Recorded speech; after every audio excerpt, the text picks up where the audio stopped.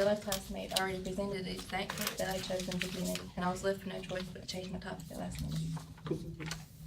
What is an externality? An externality is any impact, be it negative or positive, on individuals in a given economic transaction. Positive externalities in the healthcare market. Health effects will. Healthy workers are absent from workplace and are more productive workers. A healthcare market that effectively helps workers can lead to positive economic gains. Technology and information. The study of healthcare and the research involved in generating new solutions has dramatically increased the knowledge and technological capacity of society in general. Vaccinations. An interesting new development in healthcare is the advent of vaccines. Vaccination results in herd immunity, and essentially the fact that many individuals will become immune and thus reduce the likelihood that everyone in the population will contract certain diseases. Negative externalities in the healthcare market. Infectious diseases. One of the largest reasons why healthcare is so critical is the fact that diseases are infectious. Untreated diseases will result higher population vulnerability to that disease due to increased exposure. Environmental degradation. Healthcare produces a great deal of chemical waste, requires a great deal of emissions, like ambulances, for example, and alters the natural, ecological, environmental bacteria. Antibiotic resistance. An interesting byproduct of the newer solutions to medical dilemmas is the slowly growing resistance of antibiotics and bacteria. Due to the way in which the healthcare industry has been operating, bacteria are dramatically altering to resist our solutions. And in conclusion, positive externalities bring benefits to the third party, while negative externalities impose cost. You benefit from a positive externality of others receiving health care. Taxpayers should also be concerned with the state of the healthcare system, not only because they pay for Medicare and Medicaid, but also because healthcare is a huge part of the U.S. economy. In 2011, the U.S. spent 17.2% of GDP on healthcare, more than any other country. Reducing the cost of healthcare can clearly increase the amount that the U.S. can consume or invest. Sources. Any questions? Yeah, we'll take a couple of questions. Okay, I see Cheyenne and Sophia, and that's it. We'll have to move on to the next person. Based on your inspiration part, what was actually your first topic? My first topic was cost benefits of Medicare and Medicaid. Oh. That was my original topic. Do you think healthcare has more positive externalities than negative? I think it does, because the more people who are able to receive health care, like I said, it has, they're more able to work, which means more income coming in. The technology and information is like, everything's improved. If you're healthy, everything's just gonna be better. That's just the way I see it. Okay, thank you very much.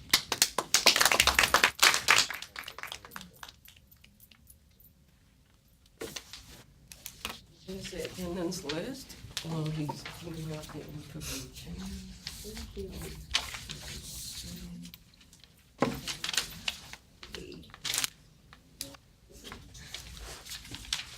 Oh, you're ready. Okay, just a minute, so.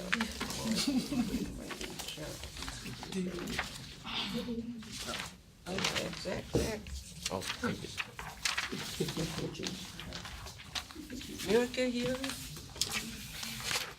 I'm pretty sure my name's wrong. I'm pretty sure my name is on. Okay. Now, if you have writing center paper, please include it, because a lot of times students forgot it.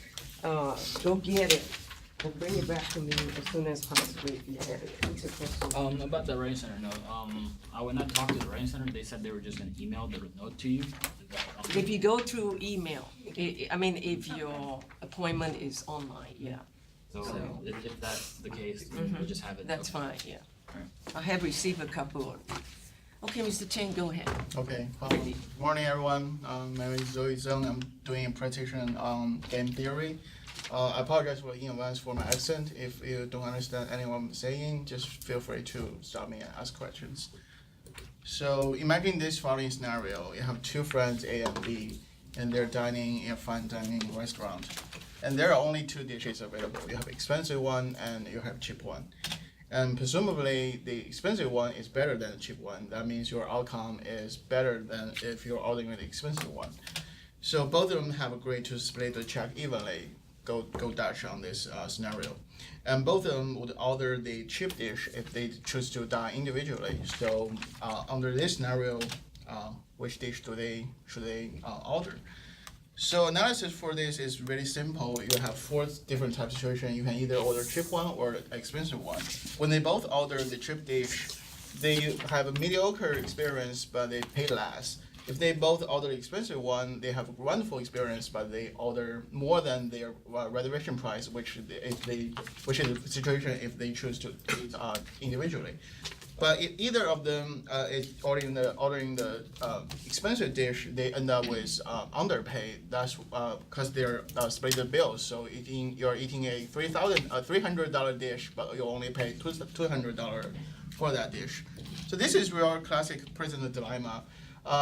Your reservation price is 1, so it's better off to eat a cheap dish to paying a less price, but enjoy pretty much a mediocre meal. But they have to up their game to the expensive dish, but they end up with to order the expensive dish. You can see the red one labeled their dominant strategy. So order the expensive dish will be their better choice, economically speaking. But let's just do some variation on that type of scenario. Another friend joined the game. Now let's just call him C. And 2 dishes are still available, expensive one and cheap one. The expensive one is still better, and they all have agreed to split the check evenly. So now 3 friends have to split their bill despite what they are ordering. And they all would order the cheap dish because they're poor. If they choose to eat separately. Under this type of scenario, which dish do you think they're ordering? Just to make it simple, this is a 3-person game, so let's make it a little bit simple to take from A's point of view. You have a total of 8 different scenarios by ordered by the 3 person. You have either order cheap one or the expensive one. So if you look from the left side, we will have yellow label. If A chooses to order the cheap dish, there's a pretty good chance, 75% chance that he's going to overpay. Because if either B or C order the expensive dish, A end up with paying a higher premium on his payment. You can see 1.6 or even 2.3 times than his actually what he eats. So A has to choose. On the right side, if A is going to order the expensive dish, there's 75% chance that he's going to underpay, which is really good for him because he has enjoyed a good dish without paying the premium price. And A has shifted this price to B or C. So under this scenario, you can clearly see A's dominant strategy would still be ordering the expensive dish, even though his reservation price is for the cheap dish. So he has to up the game to avoid some sort of economic loss. So what would B and C think? What do you guys think? They will still be thinking exactly the same thing. I mean, this is the same situation for A, B, and C. So they end up ordering they all end up with ordering the same dish, which is expensive one, which is a great scenario. I mean, this theory is called multiplayer game theory, which is a little bit different than what we learned in class. It's a 2-person game. So this is called diner's dilemma. It's just when you eat separately, when you eat individually, you prefer a cheap meal, just to go already hungry. But if you have to separate check with 2 other friends or even more friends, you have to up your game to expensive one. So this is your dilemma. And this theory is introduced by Natalie and Bernardo in 1994, and here's some pictures of these wonderful human beings. So in my conclusion, we all have to eat eventually, I mean, in a daily basis. So, I mean, for me, I choose to eat fast food when I'm in school, but I choose to cook myself at home. But when you have the chance to dine in with some friends and you have already agreed to go Dutch, which means you separate bill evenly on all the friends, just go crazy.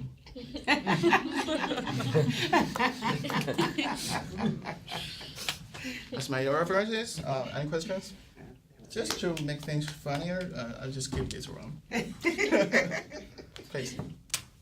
Did you already have in mind to focus on the diner's dilemma, or did you just run upon it? I'm really interested in at the game theory, which is game theory is just a conclusion of all these kind of games. You have diner's dilemma, traveler's dilemma, and different type of dilemma under different situations. And 2-person game is actually the easiest one you can solve.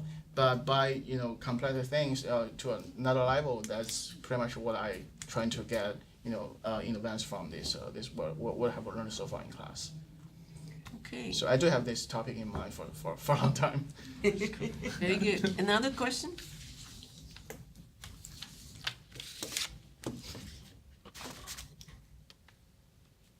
Thank you very much. Okay, thank you.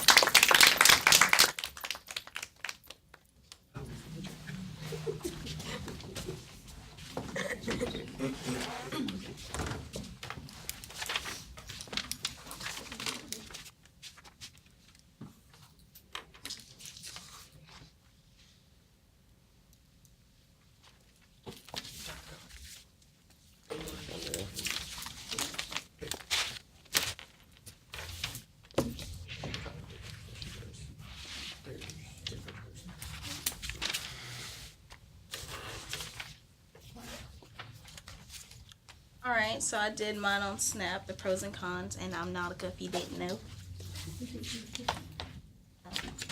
So this topic interests me because my major, I'm a social work major. I wanted to gain more information on it because I did have a lot of questions. A lot of people don't really know about, they know about Snap, what people tell them, but they don't really know about Snap. I want to see does this help our economy or not, and share my own argument on Snap. So SNAP relates to the economy. It basically helps stimulate it in a way. I know when Lyndon B. Johnson first approved it, it kind of helped like stimulate the economy and make it rise. But it also helped with poverty and poor people who are unemployed and homeless. So what is SNAP? A lot of you probably know it's the food stamp program. It's the largest program of its kind and was initiated with the aim of providing food assistance and nutrition to eligible low-income families. So basically, like when I hear food stamps, I automatically think like you balling, you eating good, you ain't got no job. So that's a little bit why I want to do my presentation on this, because a lot of people do abuse the system when it comes to SNAP, but they don't have the right information about it. And a lot of people are like, especially socially, look at it in a negative way.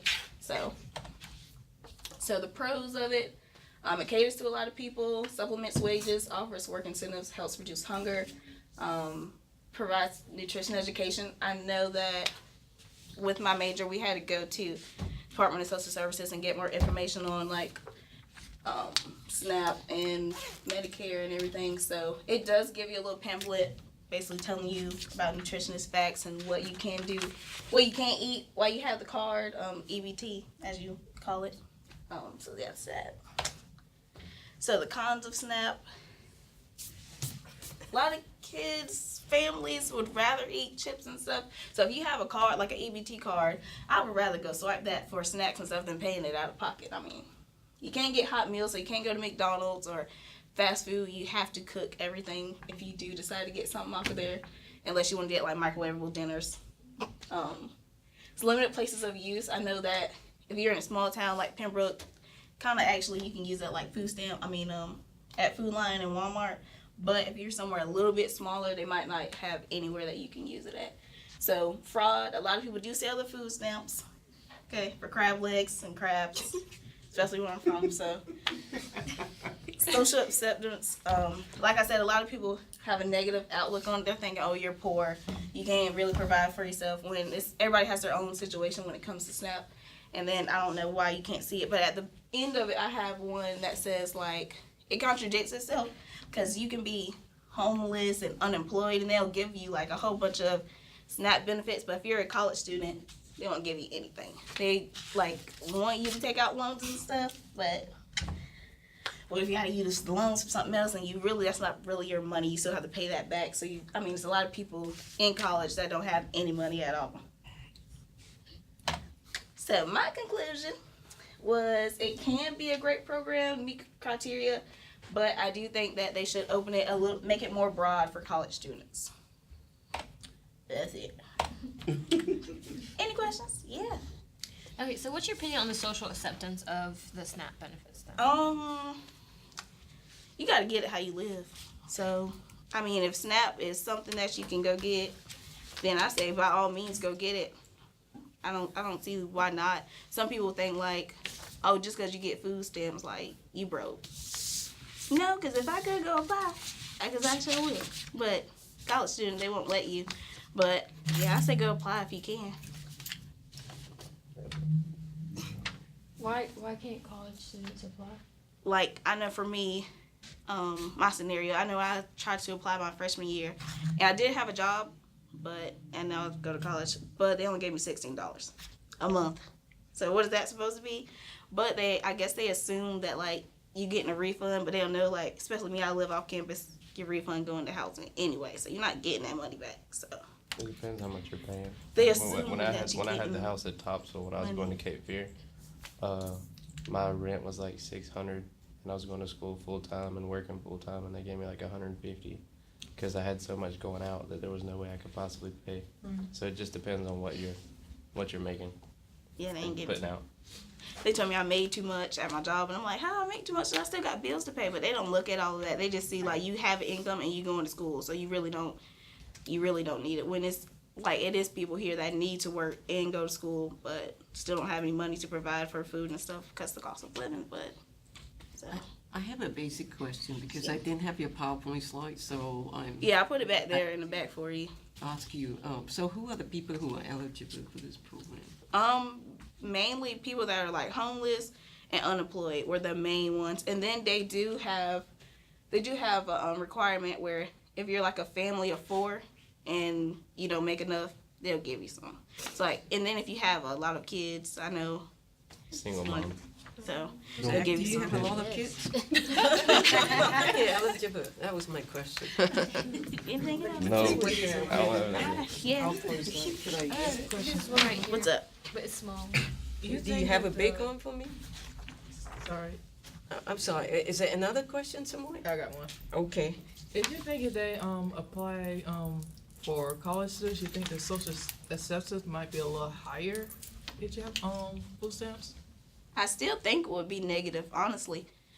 Just because for college students, I feel like they would probably be like the same thing. You're broke. Like it's just a negative. It's always been a negative effect on instead of bettering somebody and helping them meet their basic needs, they'd rather look down upon it. So Okay, thank you very much. Zach, if you don't mind giving me, you could kill some time by telling some jokes. I'll be back. I need to go get mine. Get her can. Fracking.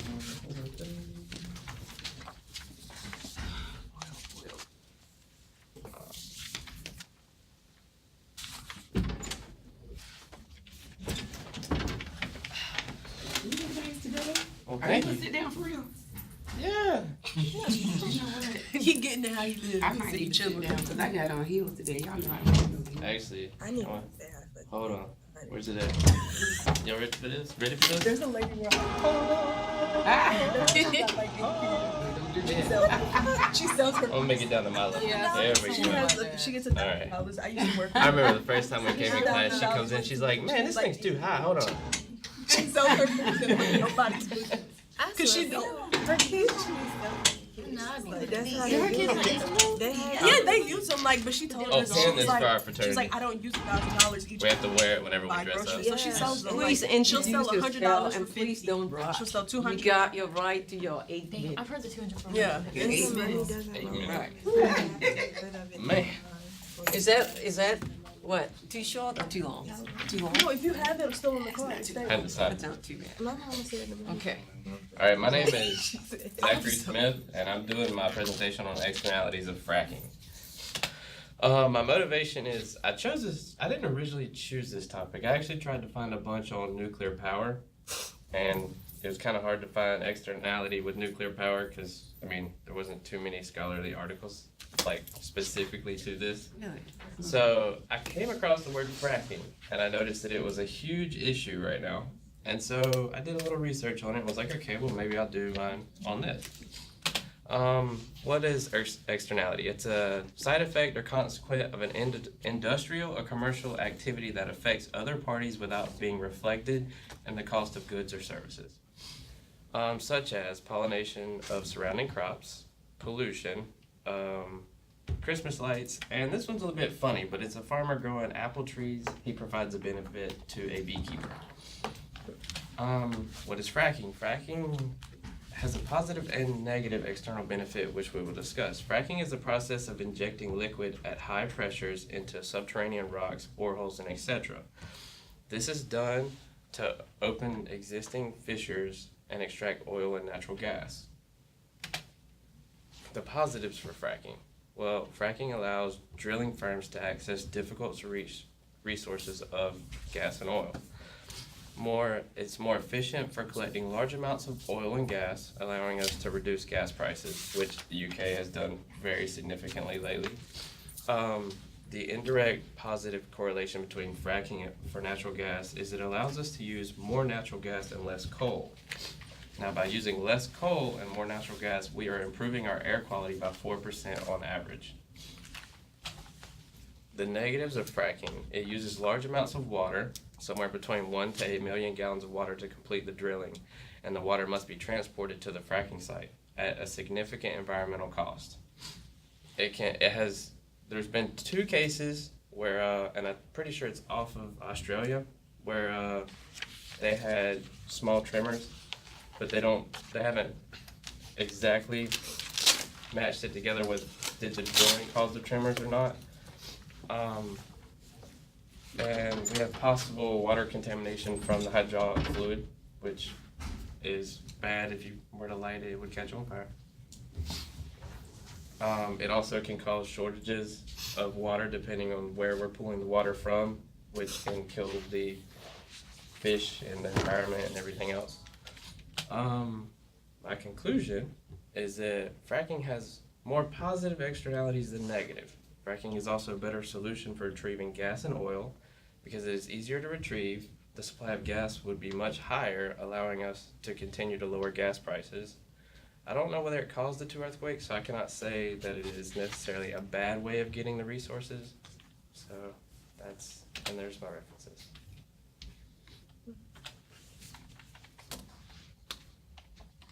We'll take 2 questions and go for it, especially people who have not asked already. If you already asked 2 questions, you got a maximum point. So try to reserve it for other people who have not asked any question. You can still ask questions, but you won't get additional point.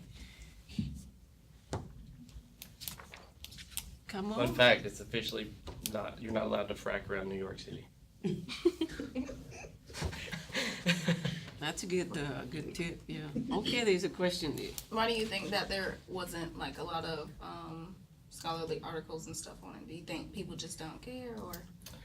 Well, the problem with doing a scholarly article on nuclear power, I think, is because to understand nuclear power is hard. Like, even the one that I found, it went through all these different chemicals and how they're about and how this is mixed and that, and it just, I was like, I'm an accounting major. I don't have nothing to do with this.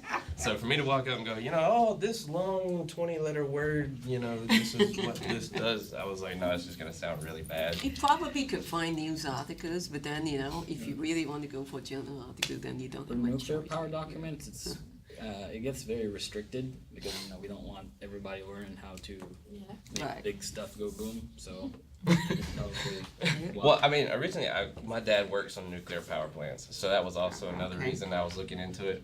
But Very good. And other questions? Comment? Okay. Why can't you frack around New York? they're banning it because they don't know if it's correlation to earthquakes. So it would be a bad idea to do it around a big city. For those earthquakes that you had in Australia, but isn't Australia part of the Ring of Fire where earthquakes normally happen anyway? So That's why they haven't proved it. I mean, the earthquakes they weren't really big. They were it was a 1.2 and a 2.3, so it was really small. But it still had some tremor, so they're kind of stepping off just for a little bit. UK doesn't really care; they're still doing it, and we're having a issue with it around Pinehurst around here too. So. Thank you very much.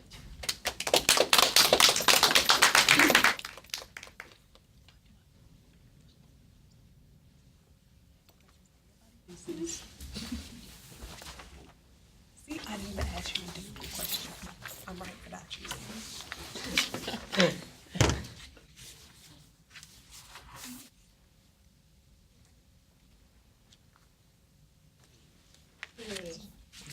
Hello everybody, my name is Kiara Price and I'm going to be doing conspicuous consumption in the rap culture.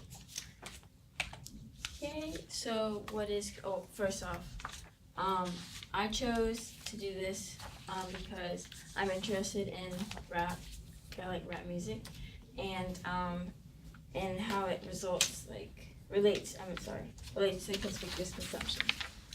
So what is conspicuous consumption? It's the making purchase of or consumption of luxury items in order to give the appearance of success and prestige in society. Examples of this are basically real estate, like high real estate, expensive cars, high-end jewelry, clothing, and in the rap culture, fine women. So where did it begin? Rap music began in South Bronx, where it emerged from chaos as a culture force which represented social outrage and protest and creativity, such as MC, DJs, taggers, which are graffiti artists, and breakdancers. Transition to commercial rap. The shift began in the 1990s, switching from creativity to a commercial enterprise. And now, materialism and lavish lifestyles represent the heart of rap culture today. The trickle-down effect of conspicuous consumption in rap culture. Success was displayed through fashion. Women are objectified as sexual objects for conspicuous consumption by men in the rap game. Like basically, if you had a nice woman, like a nice fine woman, and you're popular or famous, you're that guy.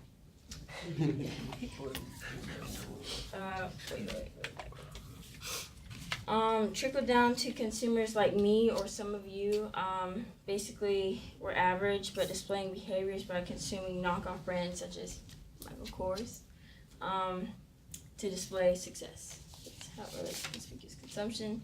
And my conclusion is that rappers give the illusion of success, but in reality, most of them are one-hit wonders and become broke as a result of conspicuous consumption.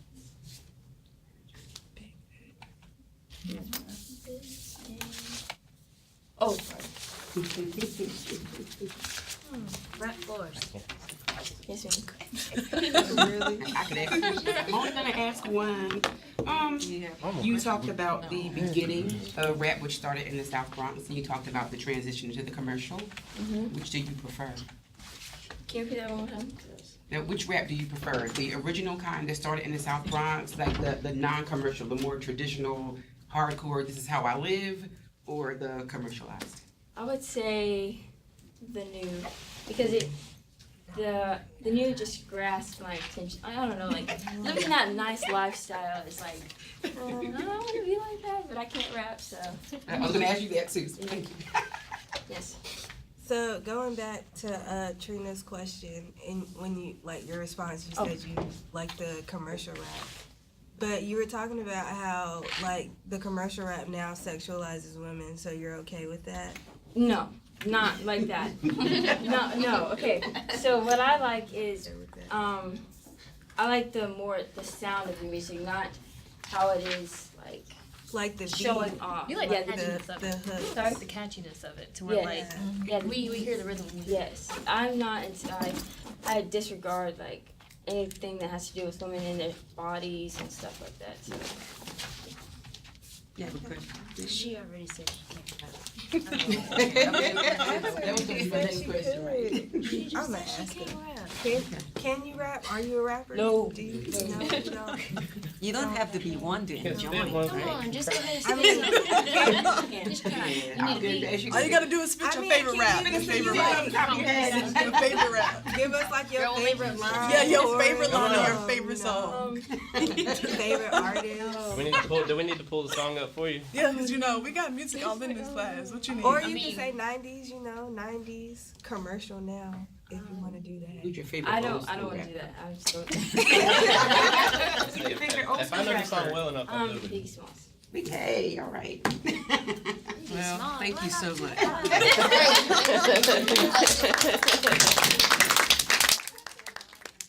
I'm ready, you know, I mean, if you want to do it, I don't. Everybody all I'm right? trying to say- Yeah, it's all you. I actually just might miss this class. Hey, look, and we give you plenty of time. Oh, yeah, I have plenty of time. Does that mean I can go over 8 minutes since we have so much time left? Do that. How long you trying to go? She can always do the rap. Oh, I'm not a rapper, but I am a singer. Okay. Can we hear them vocals? I truly don't mind. I really don't, but What? I'm gonna give y'all this presentation I first. don't have hey, any. at the end of it, you can pull up YouTube. Just and as long kill as I it. get my picture. But I don't have much of a voice right now either, though. She want pictures of him. All right. I'm not as technologically Go to advanced slideshow. as the rest of you. Slideshow. And from you. There we go. Thank you. Okay, I'm gonna try to keep this as interactive with all of you as much as I can. Don't because- don't worry about the time, okay? Like, Okay. we get out early, that sort of thing. It's fine. Okay. Because it was supposed to be one more student. He might still show up. Things like that have happened before. It has happened before. No, he. They'll okay, show it's up, on you know. Tuesday, it's him. Well, I do like to Jeffrey, talk, and thank I you. don't like to read much, so my slides does have, it has some stuff on there that I have to read to you, only because of what I'm doing, but my presentation is a little bit different. But by the way, I'm Trina Preston, and I know a lot of you in here, so since I'm gonna talk and I have time, I'll tell all of you that I refer to myself as the oldest active non-traditional student on campus, because there's so many students on campus that don't do a whole lot, and especially the older ones, they don't do anything, but I do activities, and I'm here pretty much every day of the week, every evening, so I do a lot of stuff, and I like it that way. But on to my, I saw you at that little talent show. You were feeling it. I was mad because I wasn't able to audition because I didn't know about it, but I would have. Haley, you can come up and be our sweetheart next year. I got you. But my presentation is a little bit different than like the traditional. I did it on same-sex marriage and the negative externalities. Now, one thing that I like the most about economists is that if they see an article on something and they might disagree with it, they do a study. And in the study, they're gonna either prove something or they're gonna disprove something. So I found an article. So for my introduction, there was an article by two economists, Langbein and Yost. And what they did was they actually did an article to try to disprove another article that they read, which was, it was printed by the, let me see, I'm forgetting that part, the Family Research Council, right? So look, how do I back up? You need to use the arrows. Oh, okay, there we go. So the Family Research Council actually did a report where they found 10 negative externalities as it relates to same-sex marriage. Now, why did I choose this topic? I chose the topic because first, I am married, although I'm not married to a female, I'm married to a male. I had neighbors where I used to live, and they used to always tell me, it was a female-female married couple. And they always told me of the different things they had to go through because the laws were constantly changing. So first they had a civil union. And then when they were able to legally get married, they got married. But if you recall, they actually changed the law, but then they changed it again. So they actually went through a lot of stuff. And I said, you know what? I'm gonna do this just in their honor today, right? So the things I'm gonna read to you as part of the introduction. Marriage is a non-scarce right because the right of it is within reach of anyone who chooses to exercise it, okay?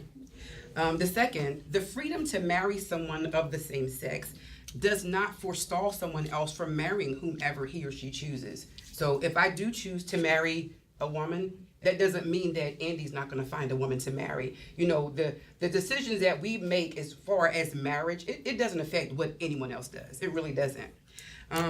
Now, when it came to, this is actually a part of the conclusion which I wanted to put into the introduction, if no statistically significant adverse effects can be found, then the argument that same-sex marriage poses a negative externality on society, it cannot be rationally held. So if they're not coming up with any good reasons or any any other negative externalities that really make sense, then it just doesn't make sense. So, and then the last one here is it follows that there can be no rational argument against these laws based on the alleged negative consequences of gay marriage for family values. And that's the main thing is most of the things that they're saying is it deals with the family values. So I did create the list that they had on the Family Research Council, everything listed in their study. There was 10 things that they listed. And the first one is children hunger for their biological parents. And when they say that, they're thinking if you have two females and they do like in vitro fertilization, or if they go to a sperm bank, they don't know who the father is. They won't ever find out. And they're saying that they'll be longing to know who their biological parent is. And the same thing can happen with the second and third one. Children need fathers, children need mothers. They may not know who one of the parents is because of number one, right? But then also, they always like to say that, you know what, 2 women can't raise a man and 2 men can't raise a woman, which in my opinion is not true. And that also goes into number 4, where it has evidence on parenting by same-sex couples is inadequate. And I disagree with that as well. But I'm not going to give too much of my opinion because this is more about what they were talking about. So the 5th one, evidence suggests that children raised by homosexuals are more likely to experience gender and sexual disorders. We're saying basically because I might be raised by a gay woman that I'm going to be necessarily gay. And that's not always true either. Same-sex marriage would undercut the norm of sexual fidelity within marriage. So that's saying that cheating is related to a same-sex marriage. And 7, same-sex marriage would further isolate marriage from its procreative purpose. But if they can do in vitro fertilization, you know, there's so many other things that you can do. And you have some couples that might be opposite sex, they just can't have children, you know. Same-sex marriage would further diminish the expectation of parental commitment. Nowadays, a lot of people don't have parental commitment. It's women and men. We see that often. Marriages thrive when spouses specialize in gender-typical roles. Like, yeah, I'm the man. So as you see, I don't agree with any of this, and that was one of the reasons I had to do this paper. And then women and marriage domesticate men. I don't agree with that either. Because look, my husband, he still can't cook. Been married 2 years, anniversary a couple days ago, he still can't cook. All right, now as far as the economic argument, and the other article that I had read and I brought up, it says the only real economic argument that could be used as a basis for the ban of the same-sex marriage is that there are negative externalities associated with it that reduce the overall welfare to society as a whole. So in order to prove or disprove the argument, I do have the results of the study that was done, and they separated it in 5 different divisions with marriage, divorce, abortion rate, children born out of wedlock, and the percentage of children that are in female-headed households. So with the results, we found that permitting the same-sex marriage, it doesn't reduce the marriage rate, it actually increases it. Why? Because you can marry whoever you want to, regardless of the sex, you know, so it actually increases the marriage rate. Laws banning same-sex marriage fail to have any external effects. And as we went over, you could see I can pretty much say something to oppose pretty much everything that they said. Now, legalizing same-sex marriage has no effect on divorces. And from the study that they did, there was no statistics that showed any change in divorce rates anywhere at all. Legalizing same-sex rate does not increase abortion rates. It may reduce the rates because anytime you have a same-sex couple that's having a baby, there's no need for abortion. It's normally planned. Laws regulating same-sex marriage have no impact on the percentage of children born out of wedlock. There was nothing with that at all.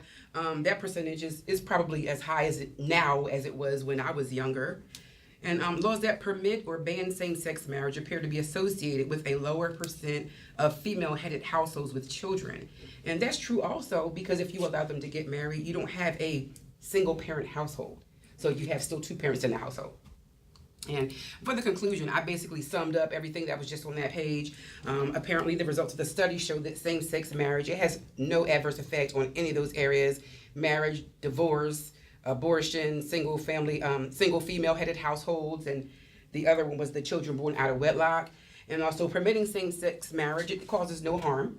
Making it legal can be beneficial since it does seem to increase the marriage rate and reduces the chance of the children growing up in the single female-headed household. And since there's no negative externality resulting, it should be legalized, right? And here's my references. Any questions? That was really good. Thank you. Very good. Ms. Green has a question.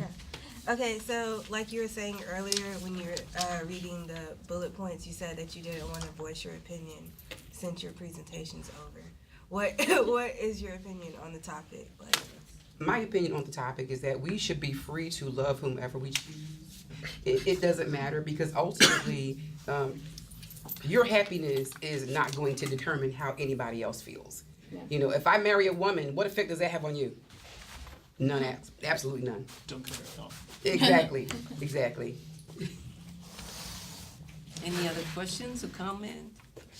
Oh, you stuffed everything else. Yeah, Justice has a Okay. question or comment.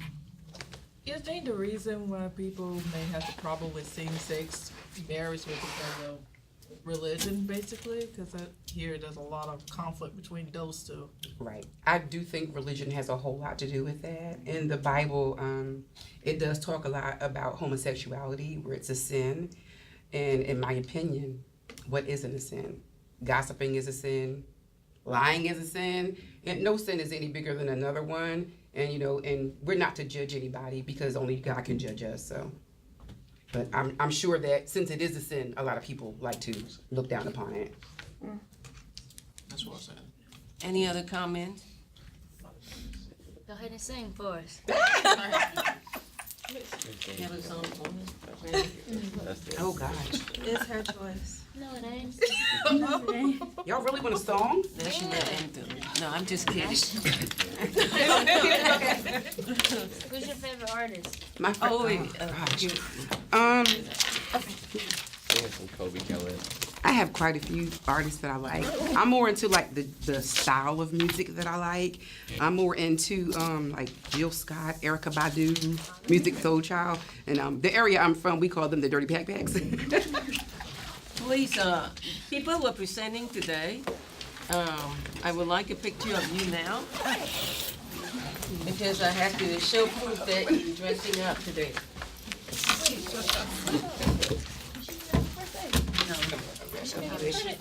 Over here in the corner. What happened to you? Just really not happy to be in the monkey suit. You look nice, and that was okay. It's really not happy. More? Is that it? That's it. There we go. Let's see. Oh, he took off his shirt. My advice, good opinion. How about towards the wall a little bit? Okay, we act like we like each other. There we go. There you go. Come on, Nautica. He could act tall. Are you gonna be able to get change, yeah. Right. I can try. Oh, you can stand up, it's all right. You Just come over and take your picture. you feel more comfortable there? Yeah. Okay. Oh, boy. Okay, very good, thank you, good job, everybody. Last 8 minutes. Alright, you better tag me in that. Today's presentation, not presentation, your write-up upgrade, and I would like to comment based on the order of your presentation today. So please remember the next time we meet will be on the final event day. Show up, and for some of you, I may see you before that because you'll be handing in. Are you getting our feedback? Since you're not nasty, I came to your office last week and you was gone. Yeah, who's where's the secretary at? Ain't she the one across over there? Is she the All you have to do secretary? is ask, yeah, there are 3 of them around. Oh, you can just give it to anyone, right? Not anyone, the secretary. Is that Man, you know what? Professor And that's the one right there. I'm literally over I'll him, put like, down the, every time I turn room around. number on at my door. I think I had to do that last year. Everybody would know who. Okay, let me go by order of Are you gonna presentation, figure out give what us our some presentation privacy. is, Trina? Oh, okay. Oh, okay. Yeah. I'm gonna try to figure out when our business law presentation is. I have no idea. I wish you would have said something. It's too much right. I already started the PowerPoint. I'm just trying to get done. I did last Friday. Next class.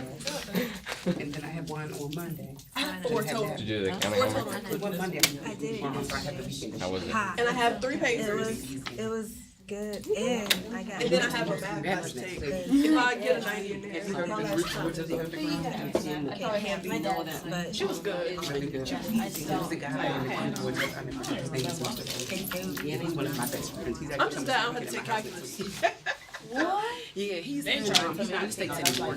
He's over. Yeah, I was like, that's dead. I'm not taking that. It's a no-go for me. He's somewhere in Europe he is right now. So